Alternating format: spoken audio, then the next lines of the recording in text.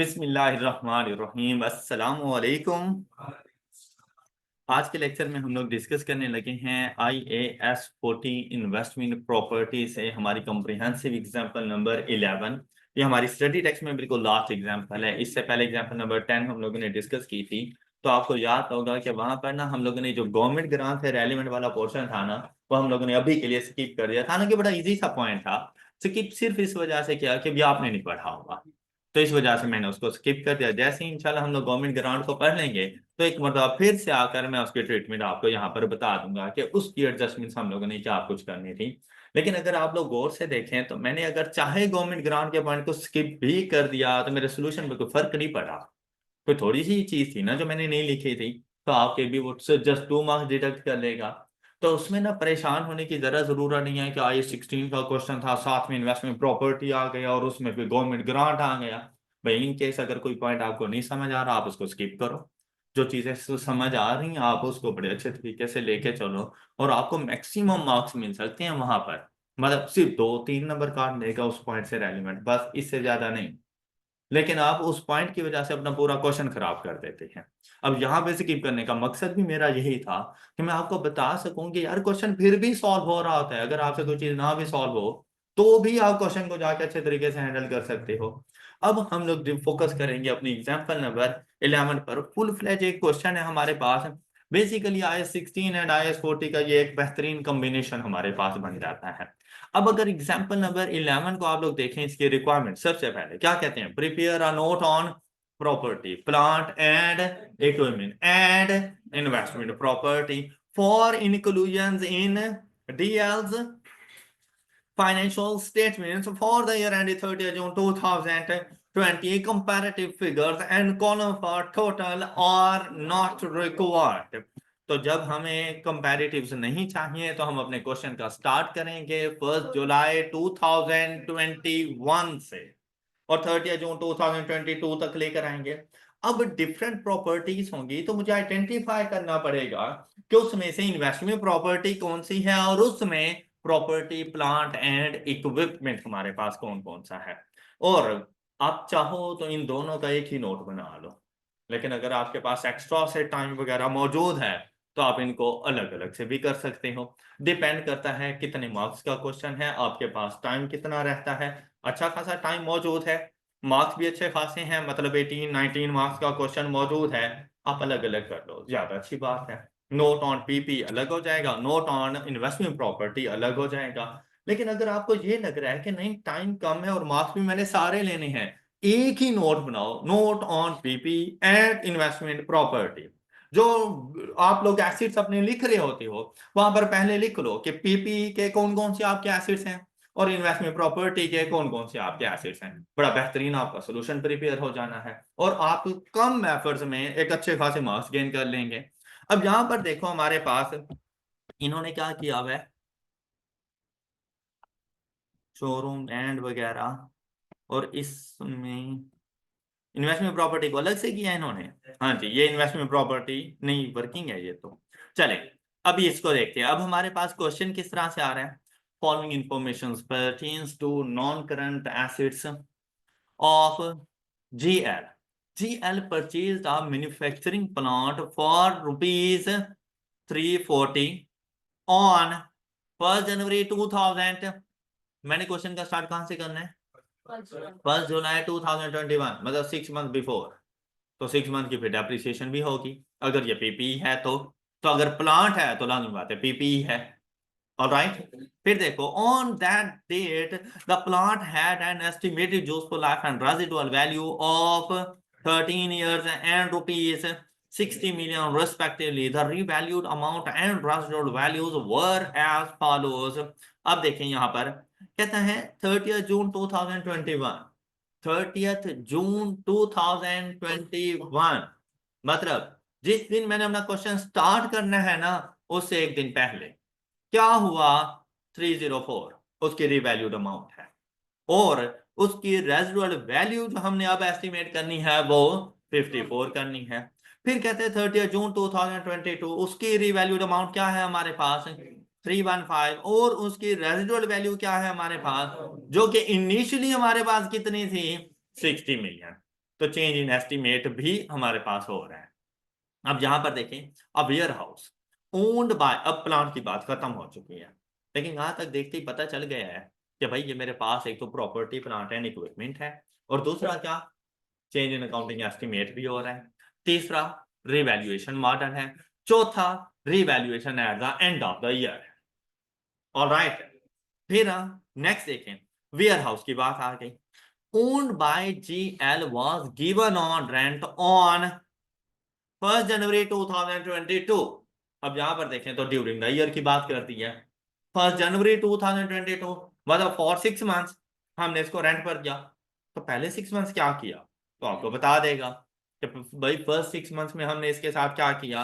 कहते previously the warehouse was in use of GL, तो मतलब 31 दिसंबर 2021 तक ये हमारा प्रॉपर्टी प्लांट एंड इक्विपमेंट था। तो मतलब हमने 1 जनवरी 2022 तक उसको डेप्रिशिएट भी करना है। उसके बाद हम लोग इन्वेस्टमेंट प्रॉपर्टी की पॉलिसी देखेंगे कि कॉस्ट मॉडल है या फेयर वैल्यू मॉडल है, उसके मुताबिक उसकी ट्रीटमेंट होगी। The warehouse was acquired by GL on 1 July 2019 at a cost of rupees 200 million. तो भाई करंट ईयर में वो आपकी इन्वेस्टमेंट प्रॉपर्टी बन रहा है।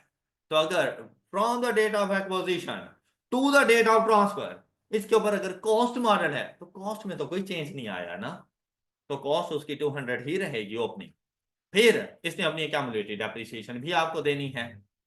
ओके, तो हम लोग उसकी एक्यूमुलेटेड डेप्रिसिएशन जाके कैलकुलेट करेंगे। कहते हैं and is being depreciated at the rate of 10% per annum on reducing balance method. Fair value of the warehouse on various date are as follows. अब ये जो फेयर वैल्यू बता रहा है ये बेसिकली इन्वेस्टमेंट प्रॉपर्टी के लिए बता रहा है, पीपीई के लिए नहीं बता रहा, इन्वेस्टमेंट प्रॉपर्टी के लिए। और जिस दिन हमने उसको ट्रांसफर किया उस दिन उसकी फेयर वैल्यू क्या है 206, और हमारे अकाउंटिंग ईयर एंड डेट पर उसकी फेयर वैल्यू क्या है 214।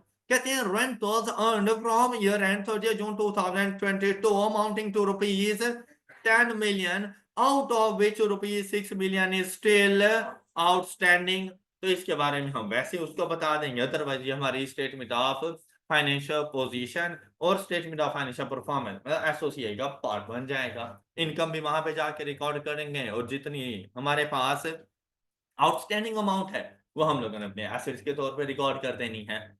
Alright, next one is point 3, GL acquired a property comprising of 3 similar showrooms at a total cost of rupees। तो एक शोरूम कितने का है 300 का। ओके, फिर ये आप लोगों ने एक्वायर कब की ऑन 1 अक्टूबर 2021, मतलब ड्यूरिंग द ईयर। हमारा अकाउंटिंग ईयर तो स्टार्ट हुआ था ना 1 जुलाई 2021। ये स्टोरी कब की है 1 अक्टूबर 2021 की। 40% of the cost of property is attributable to the value of land. अब हमारे पास 900 into 40% is equal to 360 360 million की लैंड है, और जो हमारे पास रिमेनिंग अमाउंट आ जाएगी 540 वो बिल्डिंग है। और फिर बिल्डिंग को डेप्रिशिएट करेंगे। Each of the showroom can be leased out.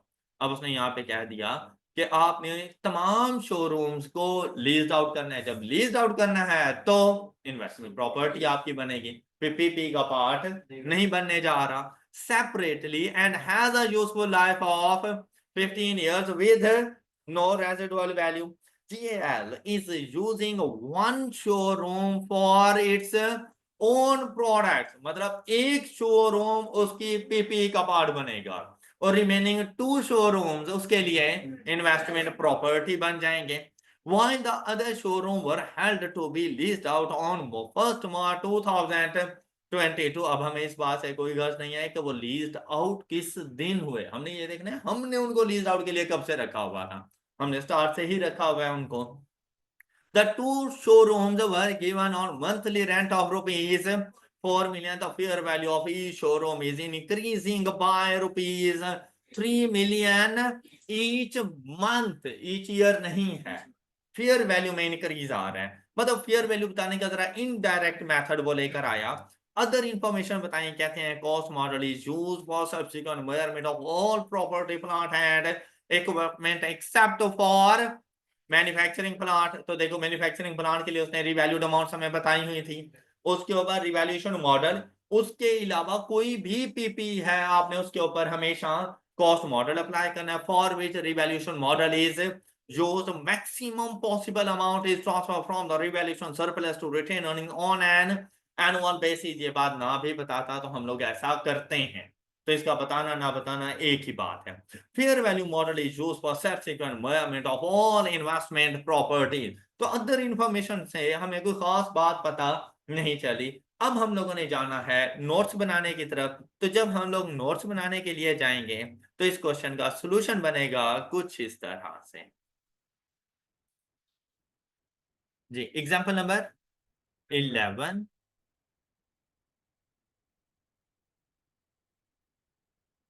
हाँ जी, name of the business is.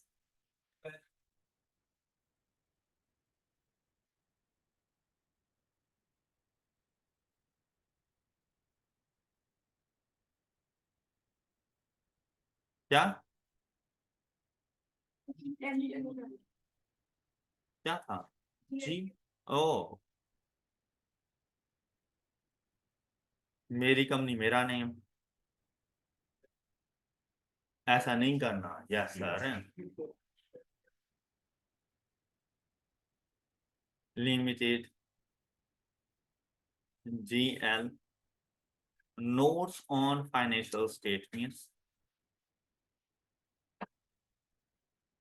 अब यहाँ पे नोट्स ऑन पीपी ना लिखना, यहाँ पे लिखना notes on financial statements.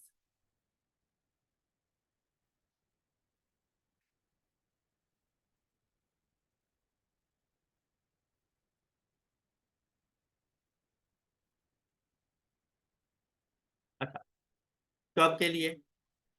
For the year ended,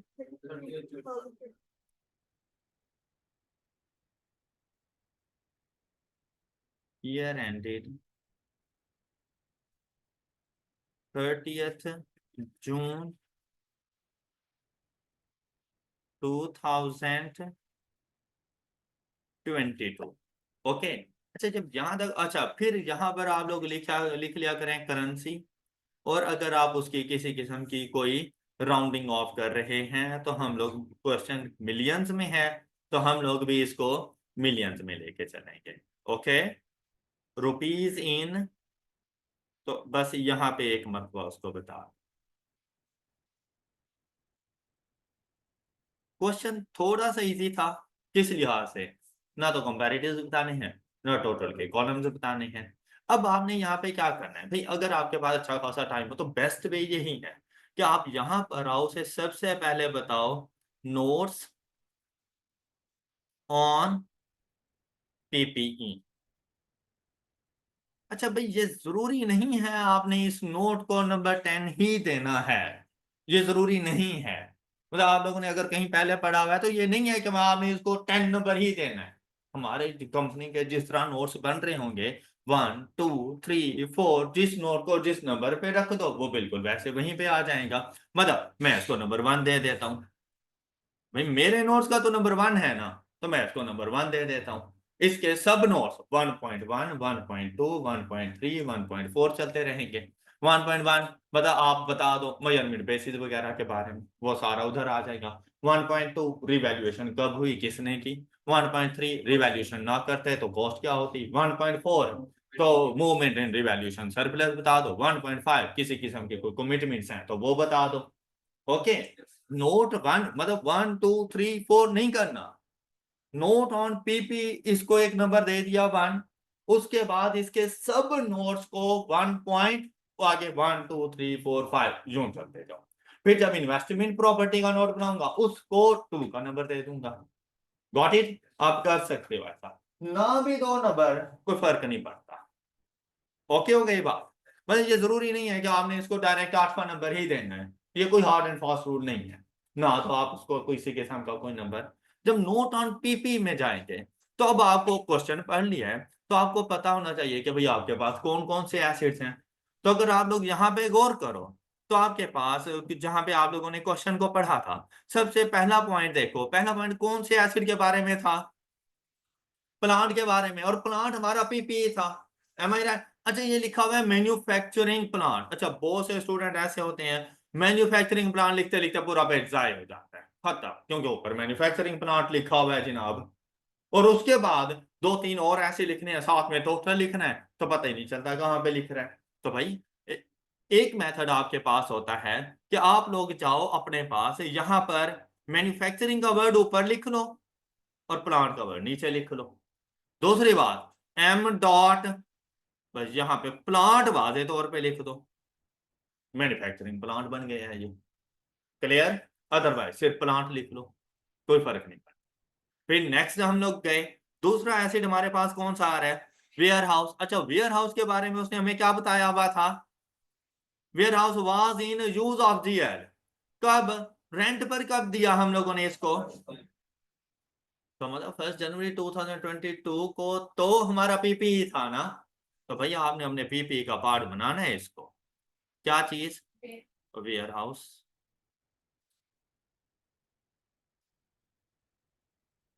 अच्छा, इसके बाद हमारे पास कौन सी चीजें आ गई? Third one is showrooms.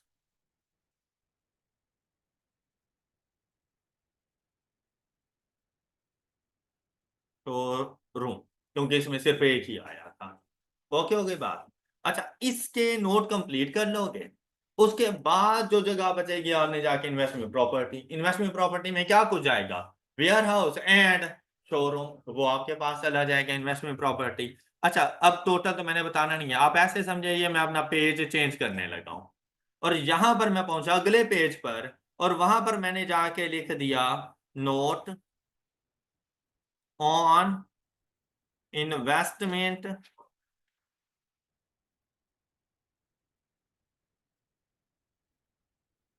Property.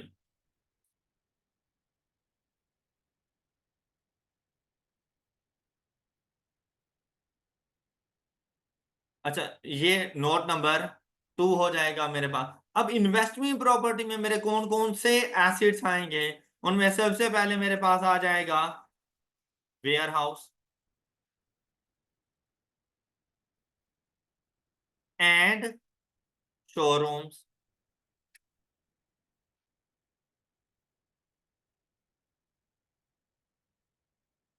अब ये इस तरह से आप लोगों ने बनाने थे।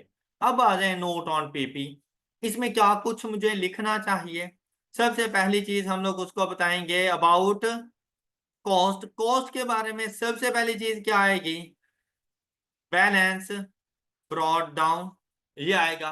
अच्छा, बैलेंस ब्रॉड डाउन के बाद अब जैसे आपको पता है कि रिवैल्यूएशन हो रही है, तो क्या revaluation at the start of the period हो रही है? नहीं, तो पहले ट्रांसफर और रिवैल्यूएशन नहीं आएगा। पहले आप लोगों के पास क्या चीज आएगी? Addition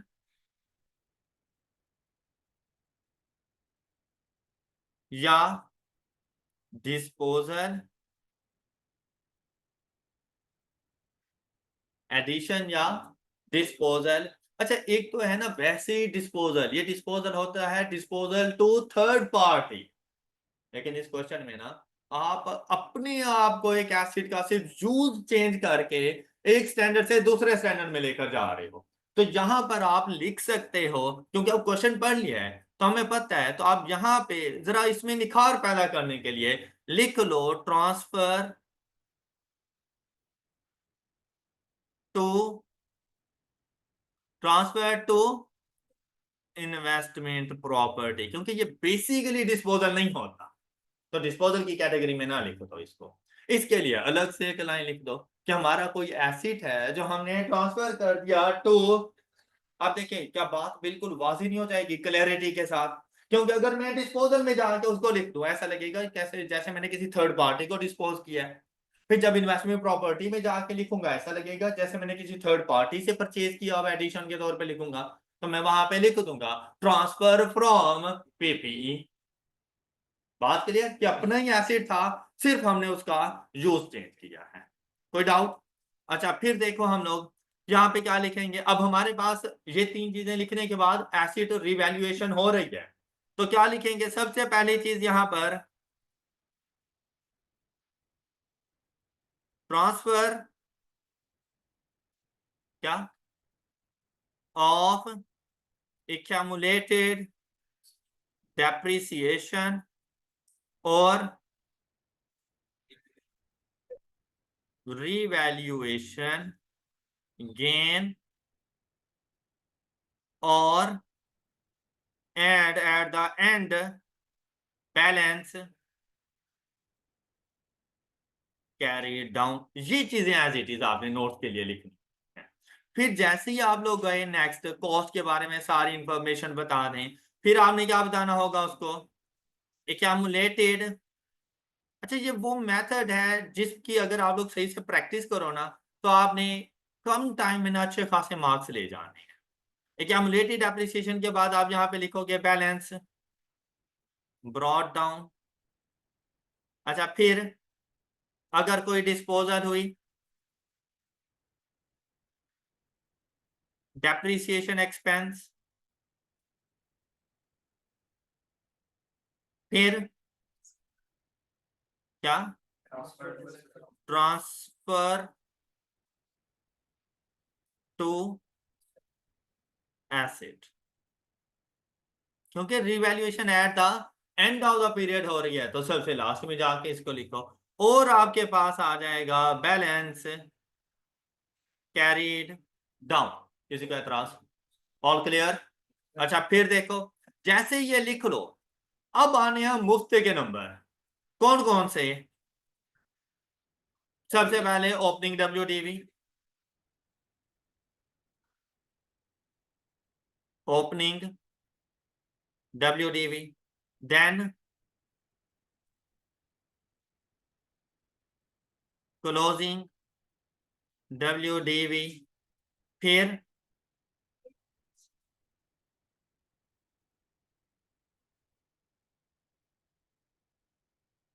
measurement basis and depreciation method and useful life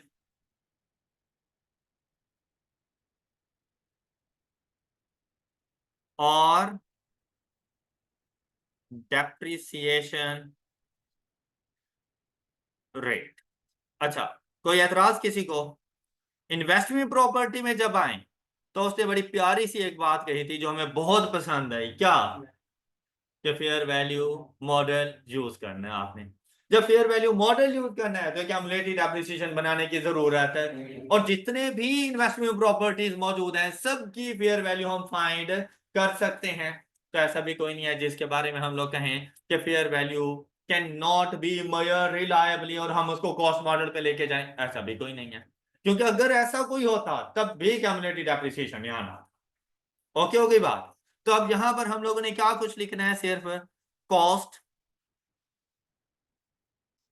जी, किस तरह से? बैलेंस ब्रॉट डाउन, अगर कोई इन्वेस्टमेंट प्रॉपर्टी ऐड की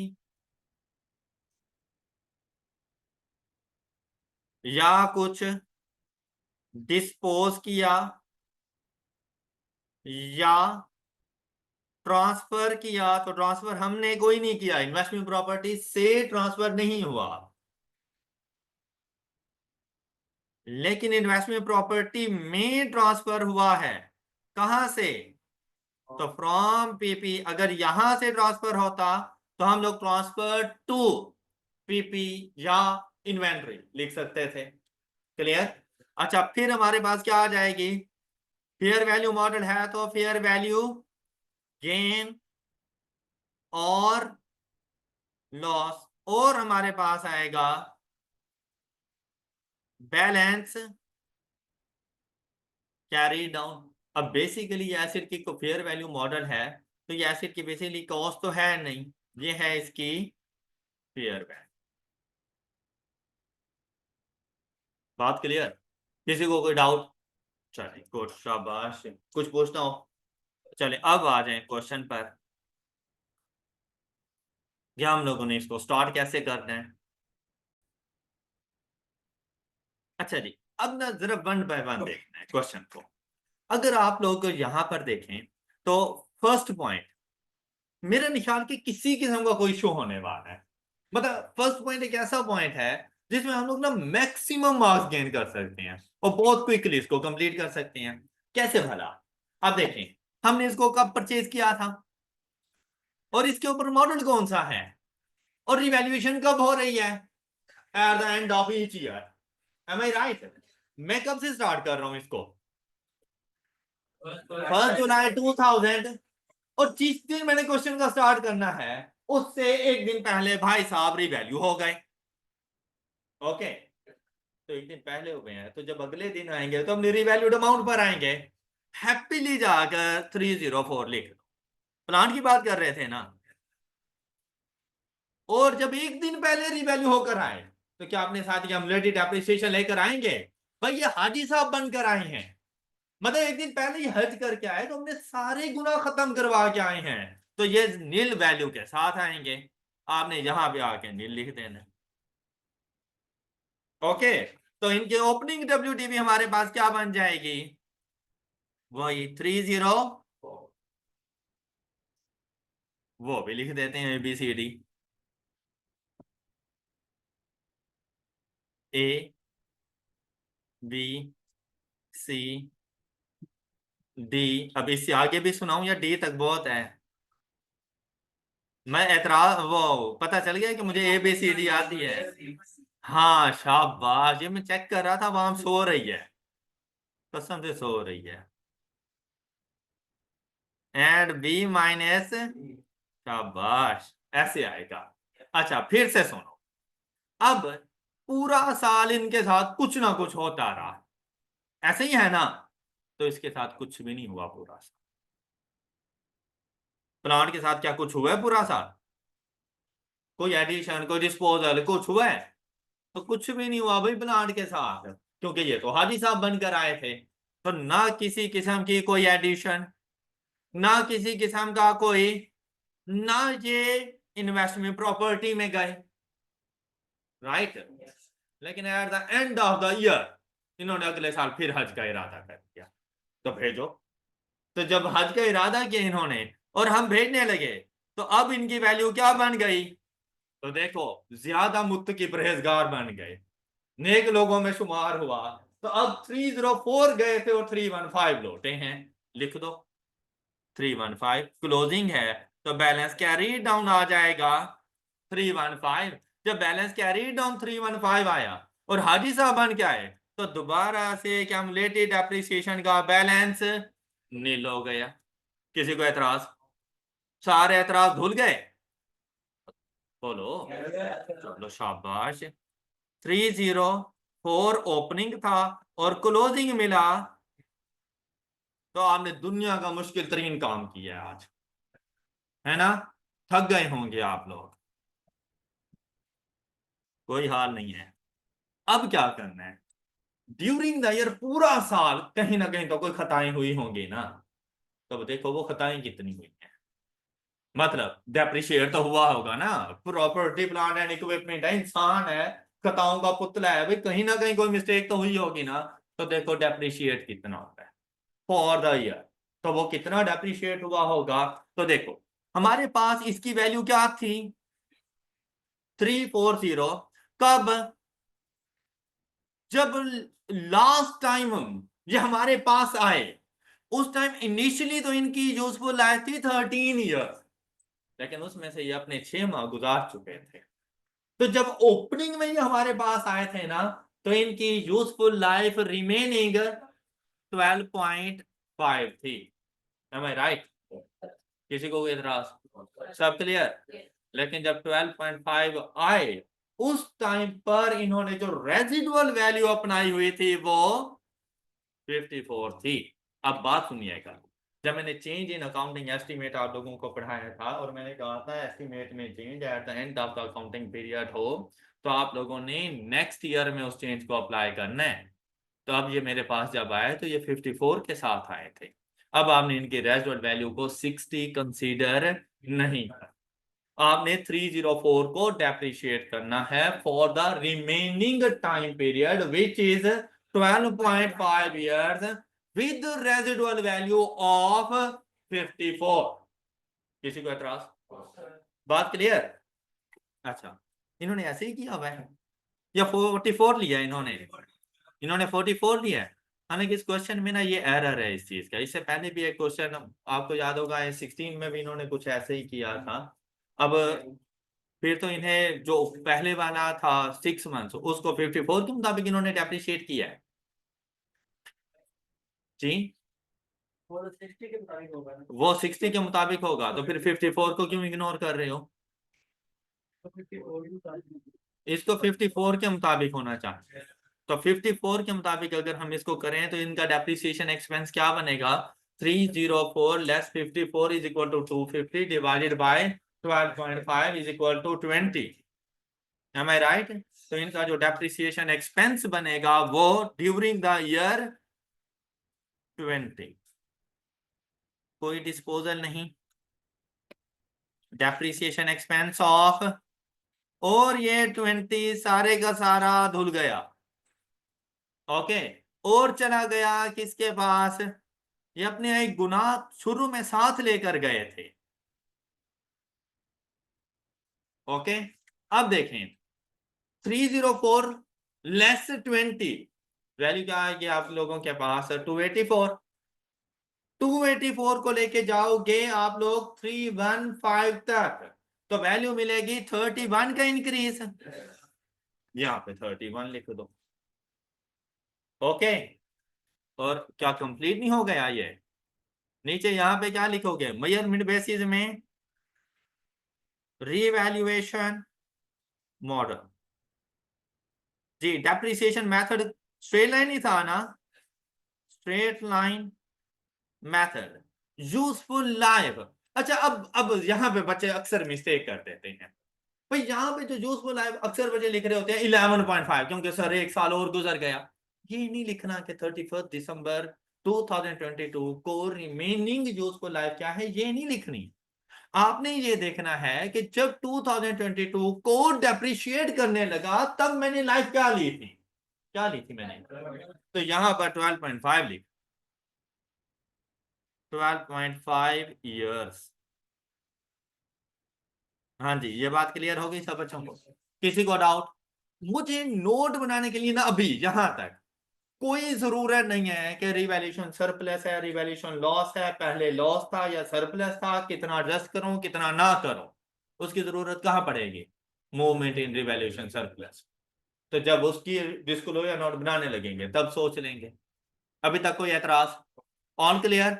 अच्छा, अब जैसे ही आप यहां तक पहुंचे और इस एसिड को देखें, क्या उसने बताया कि ये रिवैल्यूएशन किसने की? नहीं बताया। अब आपने क्या करना है? क्या आपको ये पता है कि लास्ट रिवैल्यूएशन कब हुई? इससे रेलिवेंट तो आप एक पॉइंट लिख सकते हैं। क्या? फौरन से लिख लो। देखिए भाई, क्वेश्चन को सॉल्व करने का यार अपना एक मेथड है प्रॉपर। आप लोग जिस मेथड से चल रहे होते हैं ना वो सबसे बड़ा फेलियर की रीजन है, जिस मेथड से आप लोग चल रहे। अब मैंने यहाँ पे क्या करना है? सो मैं इस पॉइंट को नाम दे दूं 1.1। ओके, या ऐसा भी हो सकता है मैं इसको 1.1 का नाम दे दूं और इसको 1.2 का नाम दे दूं। 1.2 क्या आएगा मेरे पास? Last revaluation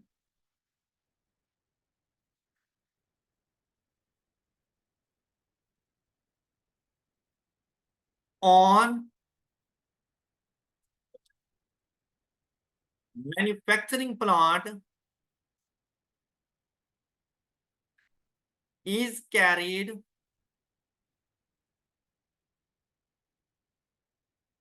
on 30th June, am I right?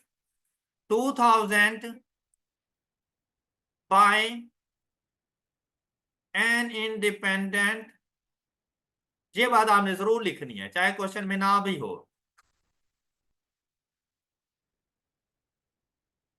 Firm of valuers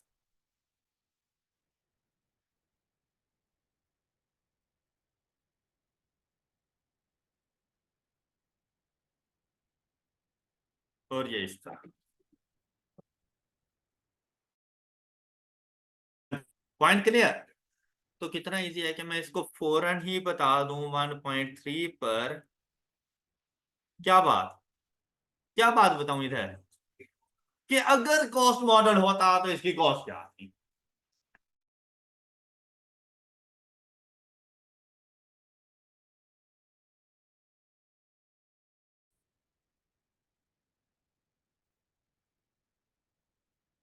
one point two सब बच्चों को समझ आ गया, फौरन से बता दें। इफ, अच्छा इस सेंटेंस को ना सिंपल से लिखा जा सकता है, तो आपको ना मतलब कोई रट्टे शट्टे लगाने की कोई जरूरत नहीं, सिंपल लिख लो। If cost model is used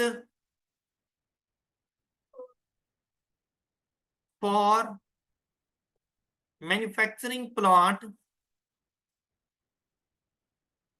then residual value नहीं, carrying value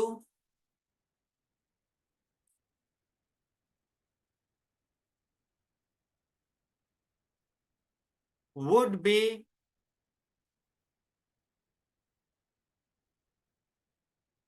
as follow।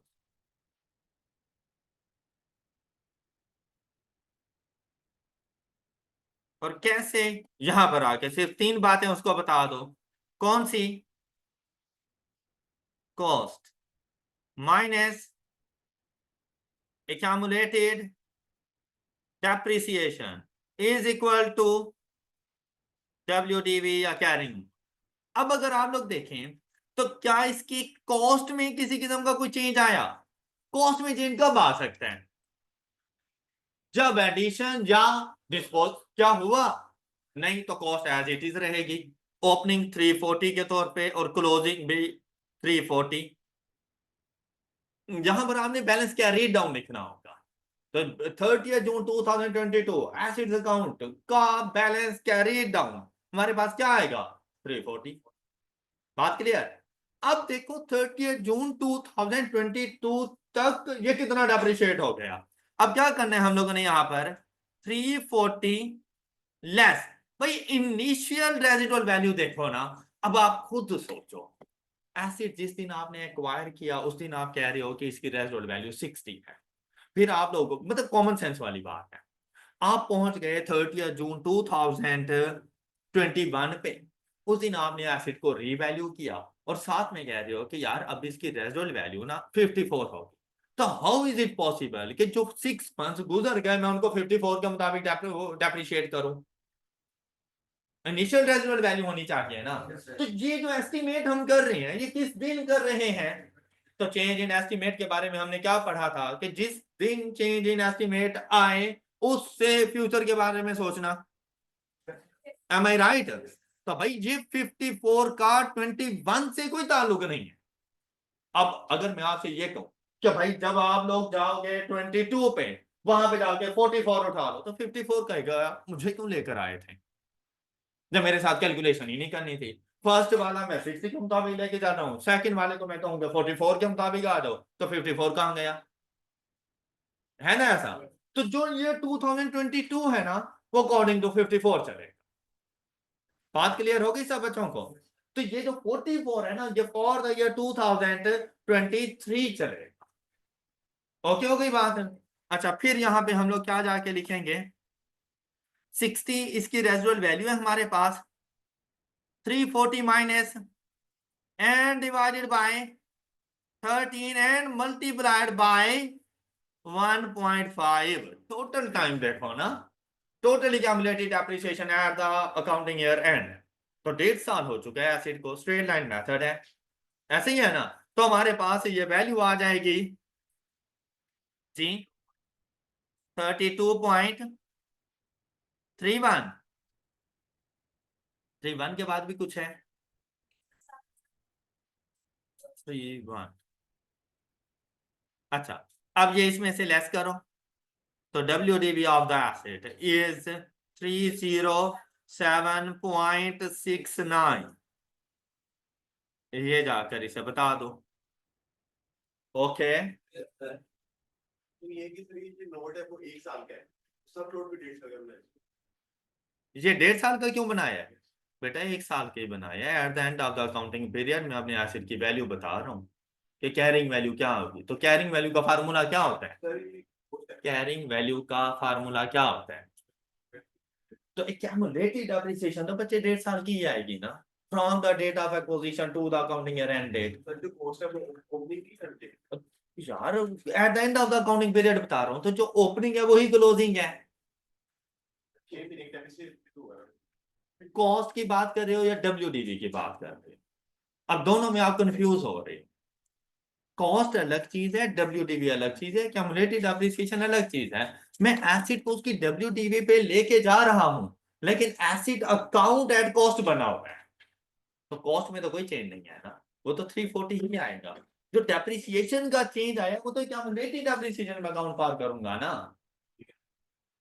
Okay, तो हाँ अगर ऊपर में डब्ल्यूडीवी रखूं फिर तो पता नहीं फिर मैंने डब्ल्यूडीवी थी, लेकिन वो आएगी कैसे, उसके लिए तो वर्किंग करनी पड़ेगी मुझे। डन, यहां तक कोई इशू? अच्छा, अब बहुत प्यारी सी बात कि आपने ना यहां पर एक छोटी सी बात उसे बता देनी है कि हम लोग जो change in accounting estimates, change in residual value है, is considered at the end of accounting period. During the period हम नहीं कंसीडर कर रहे। ये बात अपनी अजम्पशन आपसे खुद बता दो, आपके क्वेश्चन को कोई गलत ही नहीं कर सकता। क्या हो सकता है वो उसको अज्यूम कर ले ड्यूरिंग द पीरियड, आप अज्यूम कर रहे हो एंड ऑफ द पीरियड, तो भाई आप अपनी अजम्पशन बता दें कि भाई चेंज इन अकाउंटिंग एस्टिमेट्स, फिर उसे बताओ change in residual value of the asset is considered at the end of the accounting period, see so treated in next accounting period. बात क्लियर हो गई? आपका क्वेश्चन परफेक्ट है, कोई मिस्टेक नहीं है फिर इसमें। तो यहां पे लिखो चेंज इन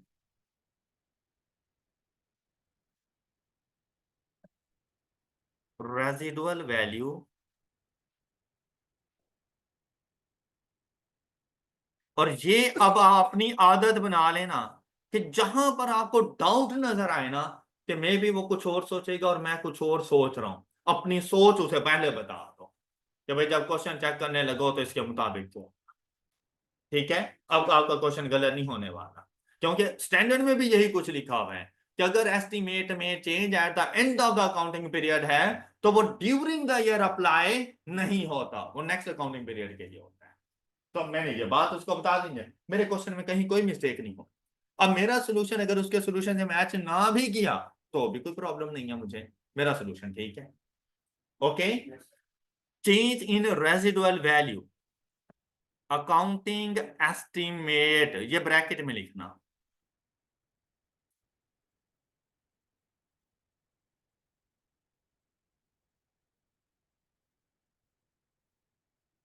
is considered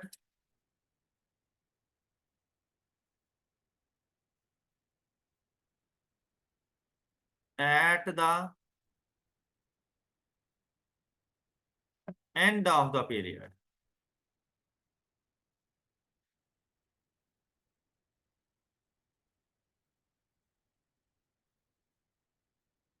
तो its effect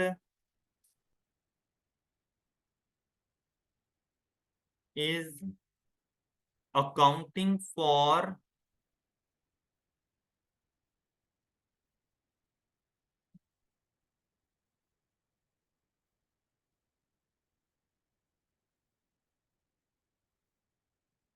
next period।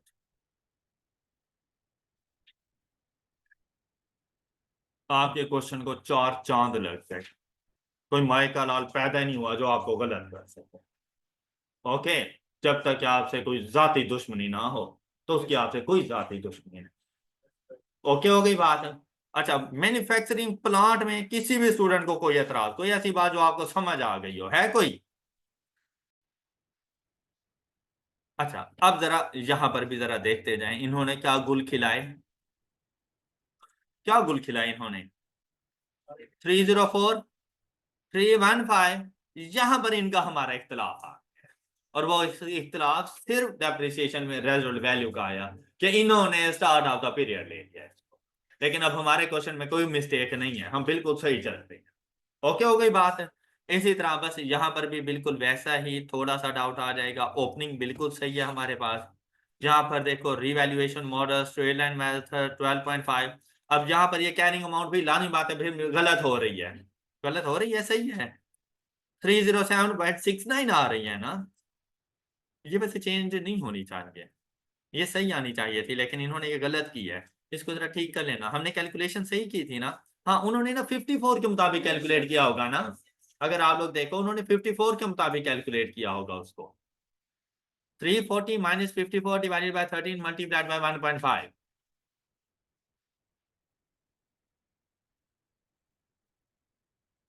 हाँ, चेंज इन अकाउंटिंग एस्टिमेट हुआ है, तो यहां पर भी फिर थोड़ा सा मसला आएगा।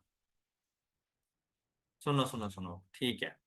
अब यहाँ पर हल्की सी मिस्टेक इस तरह से कि जब हम लोग डेप्रिसिएशन एक्सपेंस कैलकुलेट कर रहे होंगे तो फर्स्ट ईयर के लिए तो हम लोग कैलकुलेट करेंगे अकॉर्डिंग टू 60।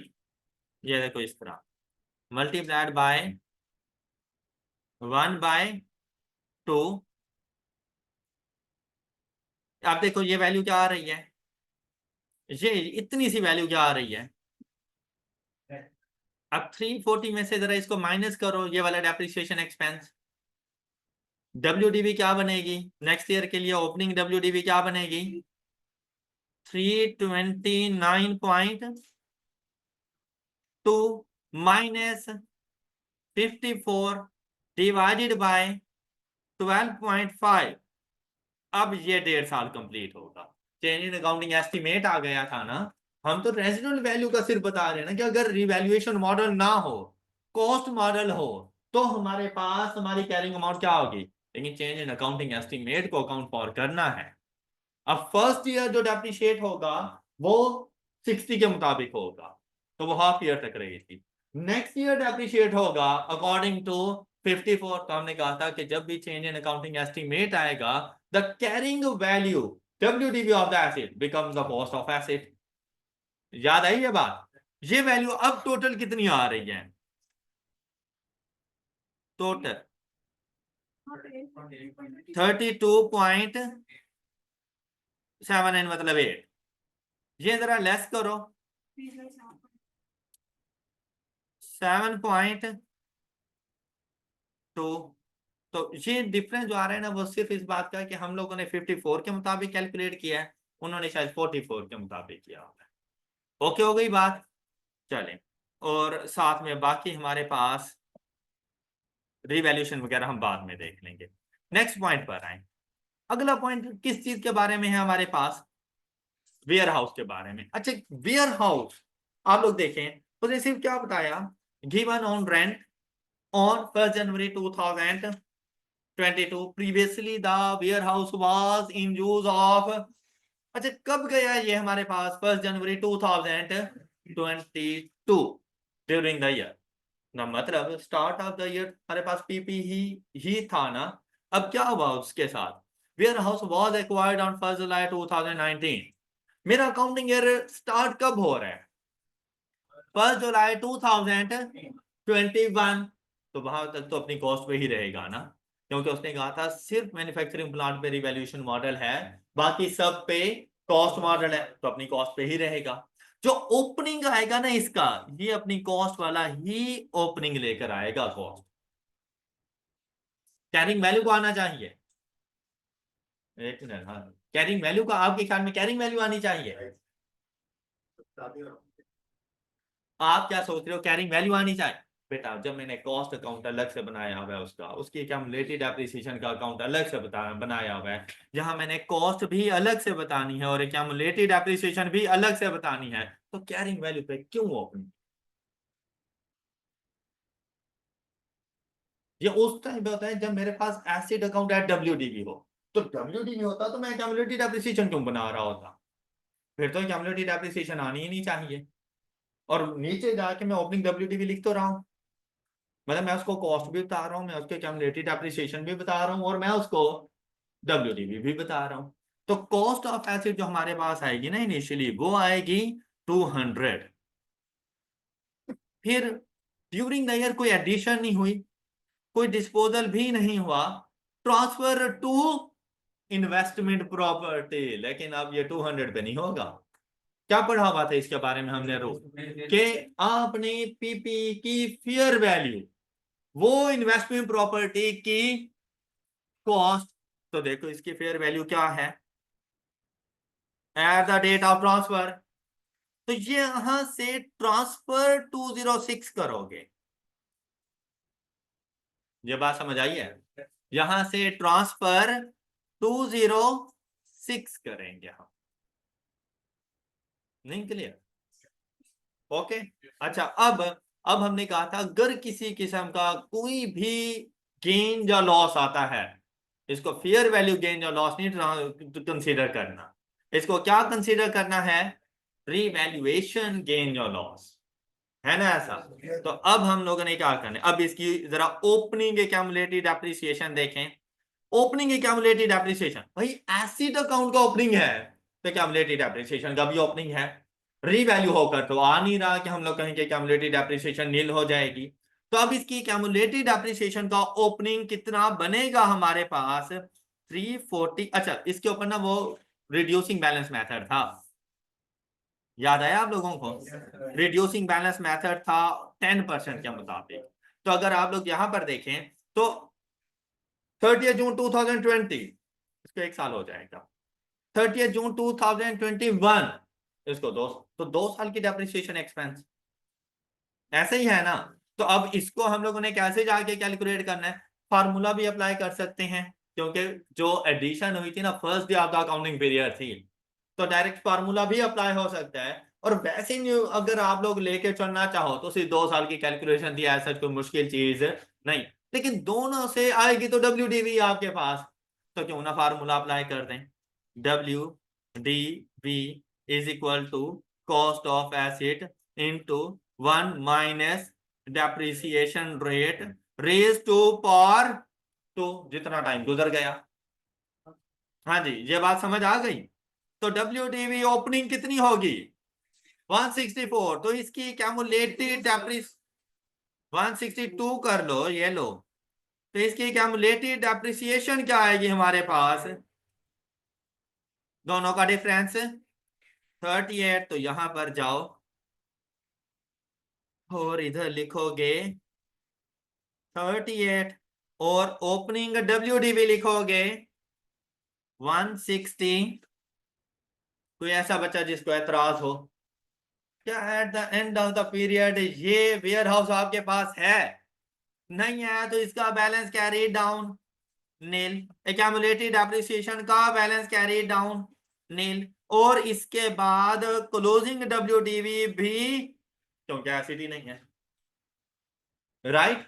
अच्छा, अब देखो मैंने क्लोजिंग के लिए वेट नहीं किया कि भाई ड्यूरिंग द ईयर क्या कुछ होता रहा तो जाके मैं क्लोजिंग लिखूं। मुझे पता चल गया क्लोजिंग ये होनी है, जाके लिख लो अपने पास क्लोजिंग। ओके। अच्छा, अब देखो, अब डिस्पोजल तो हुआ नहीं कि मैं 38 को डिस्पोजल में लेकर जाऊं, तो इसको भी आपने बिल्कुल ऐसे ट्रीट करना है जैसे IAS 16 ने कहा था। तो IAS 16 ने क्या कहा था कि भाई ये जो 38 है ये ट्रांसफर कर देना टू एसिड अकाउंट, तो एसिड अकाउंट में जाकर इसको ट्रांसफर किया 38। ये बात समझ आई? अच्छा, अब आप लोग देखो 200 से 38 लेस हुआ इज इक्वल टू 162, और क्या? तो हम लोगों ने क्या किया हुआ है?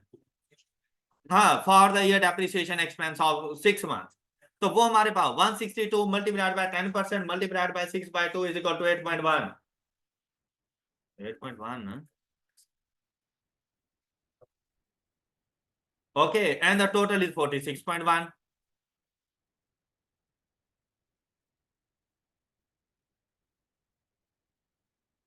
राइट?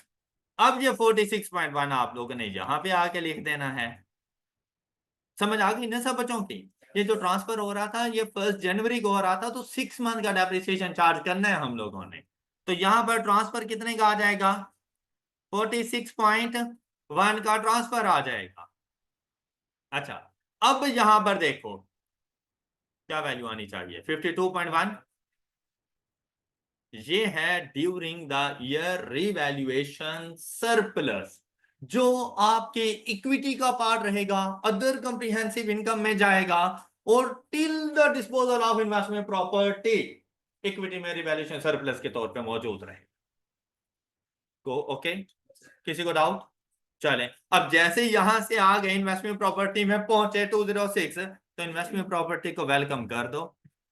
वेयर हाउस था भाई, कोई इसका ओपनिंग नहीं था, कोई एडिशन नहीं, कोई डिस्पोजल नहीं, प्रॉपर्टी ट्रांसफर फ्रॉम पीपी कितना हुआ? 206। और यहां से ये पहुंच गया at the end of the accounting period 214, closing लिख लो 214, कितने का फेयर वैल्यू गेन? ये लो, investment property warehouse complete हो गया। डन। कितना मजे का काम है ना ऐसा? चले शाबाश, शुक्र है आप लोगों ने मान लिया, वरना 0.3 क्या है? 0.3 हमारे पास क्या चीज मौजूद है? शोरूम मौजूद है। क्या है? तो स्टार्ट ऑफ द पीरियड थे। वाह, मजे हो गए फिर तो हैं। शोरूम नहीं था भी स्टार्ट ऑफ द पीरियड, और यहां पर पहुंचे तो यहां पर भी हमें पता चला हमारे पास कोई शोरूम नहीं था। फिर जब ये ओपनिंग नहीं था तो एक्यूमुलेटेड एप्रिसिएशन भी नहीं था। जब ये नहीं था तो डब्ल्यूडीबी भी नहीं थी। ओके, अच्छा फिर क्या हुआ? ड्यूरिंग द ईयर एडिशन हुई, हमें राइट? मॉडल कौन सा है? कॉस्ट मॉडल है पीपीई के ऊपर। तो 900 का तो टोटल आया 3, लेकिन उसमें से एक शोरूम है जो हम लोगों ने अपने इस्तेमाल में रखना है। कहां है ये? For its own products. तो उसके लिए हमने 900 में divided by 3 is equal to, यहां पर एडिशन आएगी 300। वो अलग बात है, शोरूम की टोटल एडिशन आएगी 300 की, मैं शोरूम रिकॉर्ड कर। ओके, हाँ, अब अगर चाहो तो इसके भी 2 पार्ट्स कर दो, कि इसमें लैंड का कॉलम अलग से बना लो, बिल्डिंग का कॉलम अलग से बना लो। अदरवाइज वर्किंग में शो कर देंगे यार, कोई इशू नहीं है। डेप्रिसिएशन में ही फर्क पड़ना है ना, तो डेप्रिसिएशन चार्ज करते हुए बता देंगे कि जो डेप्रिसिएशन चार्ज करनी है वो 300 पे नहीं करनी हम लोगों ने, वो सिर्फ बिल्डिंग की कॉस्ट पे करनी है। ओके, अच्छा, मतलब अपने आप को वैसे उलझन में डालना है तो जी बिस्मिल्लाह, लेकिन अगर जरा सुकून से चलना है तो चलने दो, शोरूम का शोरूम रिकॉर्ड करो। अब नेक्स्ट चलो, देखो क्या कोई डिस्पोजल किया आपने? अच्छा, कॉस्ट मॉडल है, कोई इन्वेस्टमेंट प्रॉपर्टी को ट्रांसफर किया? तो शुरू से ही अलग अलग कर लिया था, तो यहां से कुछ नहीं ट्रांसफर किया हम लोगों ने। ओके, अच्छा फिर ट्रांसफर टू एक्यूमुलेटेड एप्रिसिएशन भी नहीं होना, कोई इसी किस्म का कोई गेन और लॉस भी नहीं होना, तो क्लोजिंग आ जाएगा। चलो कंप्लीट हो गया ये, मजे हैं। अच्छा, जब इधर पहुंचे तो एडिशन हो गई, कितने की? कोई डिस्पोजल नहीं, कोई इसी किस्म का कोई ट्रांसफर नहीं हुआ, तो eight the end of the period fair value find कर लेते हैं। क्या तैयार हो? अच्छा, फेयर वैल्यू फाइंड करने के लिए ना, बड़ा भाई प्यारी सी बात उसने की हुई थी, कमाल करें, ऐसी बेहतरीन बात थी ना, क्या आप लोगों ने हमेशा चबल मारनी थी। कैसे? अब उसकी बात को नजर गौर से सुनो। देखो भाई, सच्ची सी बात कह रहा हूं, जब स्टूडेंट वहां पे बैठा हुआ होता है ना, तो स्टूडेंट का दिमाग कहीं और होता है, पेपर कहीं और कर रहा होता है, और उससे खुद नहीं पता चल रहा होता कि यार इतनी सर्दी में मुझे पसीने क्यों आ रहे हैं और इतनी गर्मी में मुझे ठंड क्यों लग रही है। ऐसी हालत हो जाती है वहां पर आपकी। अब भाई अपने हवास पे थोड़ा सा जरा कंट्रोल रखो। Each and everything is possible यार। पिछले 6 महीने जो बच्चा मेहनत करके जाता है ना, उसको सर्दी में सर्दी और गर्मी में गर्मी ही लगती है। और जो बचा जाता है ना अल्लाह ताला के सहारे, या अल्लाह बस तेरा ही सहारा है, उसके साथ उलट ही होता है। उसका बीपी का नहीं पता चलता कि लो हो रहा है या हाई हो रहा है, तो उससे कभी नहीं पेपर कंप्लीट होगा। फिर दूसरी बात, आंखों के सामने ऐसा अंधेरा छाता है कि जो सबसे इंपॉर्टेंट पॉइंट होता है वही स्किप हो जाता है। हाँ सही कह रहा हूं, लेकिन आपके साथ तो ऐसा नहीं होने वाला ना।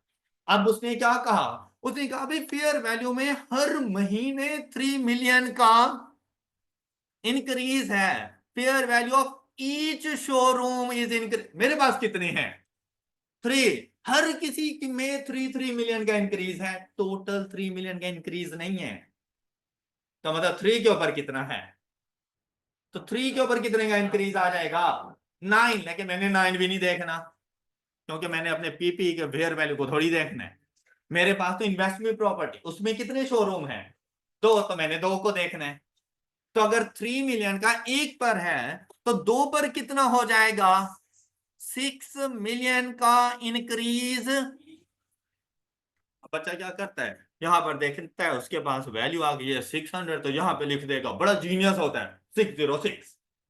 भाई 606 भी अभी नहीं है, अब कितनी है वैल्यू। अब देखिए आपने इसको कब एक्वायर किया था, 1 अक्टूबर, और कौन सी डेट पर आज आप मौजूद हैं, 30 जून 2022। तो कितने मंथ्स हो गए, अक्टूबर नवंबर दिसंबर plus 6 is equal to 9 multiplied by 9, 54 million का गेन है, फेयर वैल्यू गेन। ऑलराइट, किसी को ऐसा स्टूडेंट जिसको समझ आई हो, क्या बात है यार, शाबाश। यहां पे आ जाएगा और यहां पे आ जाएगा। अच्छा ये ऐसा नहीं लग रहा जैसे नोट एंड इन्वेस्टमेंट प्रॉपर्टी तो मजाक मजाक में ही बन गए हैं। हाँ सच्ची बात है, ऐसा ही बना है। नहीं है ऐसा, नहीं है ऐसा, पानी ला। अच्छा, ओके, गुस्सा ना कर।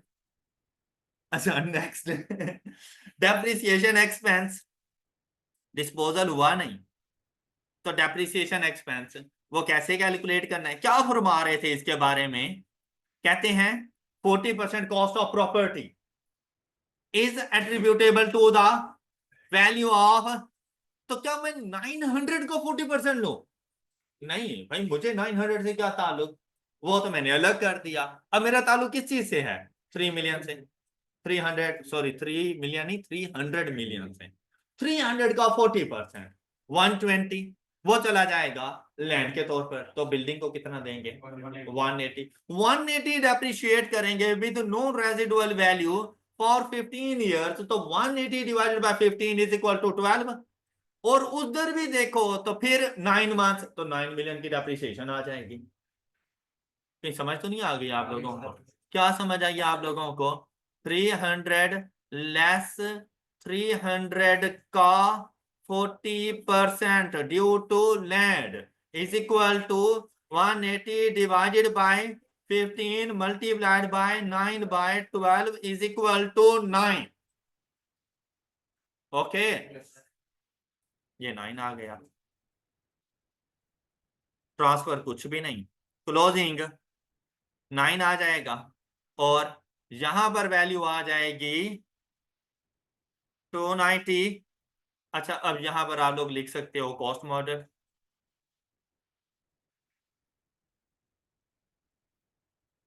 रिड्यूसिंग बैलेंस था, और इस पर, और ये था, और इसके लिए 50। ओके, अच्छा जब यहां पे जाओगे तो भाई यहां पर ना सिंपली जाके लिख दो, fair value model is used on all investment property. अलग अलग से लिखने की कोई जरूरत नहीं है। मेजरमेंट बेसिस रिवैल्यूएशन मॉडल, वो भी एक ही लाइन में आप बता सकते हो, तो आपको कोई डेप्रिसिएशन मेथड जो ये वो बताने की जरूरत नहीं। Fair value model is used on all investment properties. Done. I hope के बाकी सारी चीजें आप लोग यहां से कवर कर लेंगे, ये बाकी चीजें यहां से कवर हो जाएंगी ना आप लोगों की, अब कोई इशू तो नहीं होगा ना किसी को। अच्छा इन्होंने लैंड एंड बिल्डिंग को अलग अलग कर दिया है, मैंने उसको इकट्ठा कर दिया, किसी को कोई एतराज।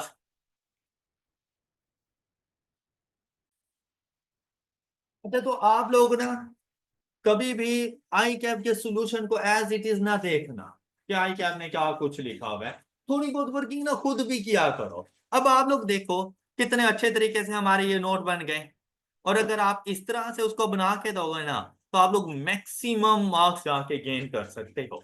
और बाकी इंशाल्लाह हमारा ये IS 40 इन्वेस्टमेंट प्रॉपर्टी कंप्लीट हो चुका है, एंड आई होप कि आपकी तरफ से भी कंप्लीट होगा।